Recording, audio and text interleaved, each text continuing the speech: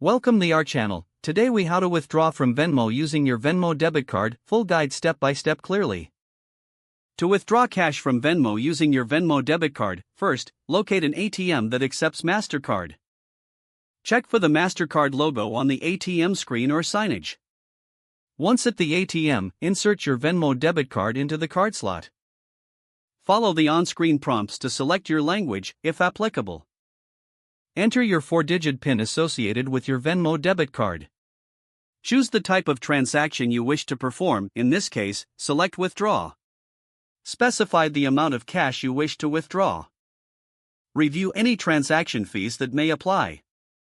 Confirm the withdrawal amount and proceed. Wait for the ATM to process your transaction. Once the ATM dispenses your cash, take your money in your Venmo debit card. Always remember to collect your receipt, if prompted. Keep track of your transactions in your Venmo account for future reference. Monitor your balance to ensure the withdrawal was successful. If you encounter any issues, consult the ATM's help option or contact Venmo support.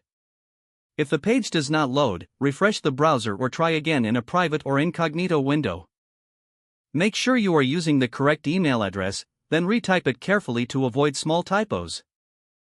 If your password is not accepted, use the reset option and create a new strong password you can remember. Check your spam folder for verification or security emails, then complete any requested confirmation steps. Enable two-factor authentication if available to improve account security and reduce unauthorized access risk. After signing in, review your profile details so your contact information and settings are accurate and current.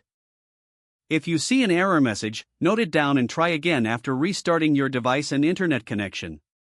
Log out when you finish, especially on shared devices, to keep your account and payment information secure. If the page does not load, refresh the browser or try again in a private or incognito window. Make sure you are using the correct email address, then retype it carefully to avoid small typos. If your password is not accepted, use the reset option and create a new strong password you can remember. Check your spam folder for verification or security emails, then complete any requested confirmation steps. Enable two-factor authentication if available to improve account security and reduce unauthorized access risk. After signing in, review your profile details so your contact information and settings are accurate and current. Don't forget to like this video and subscribe to our channel for more step-by-step tech guides.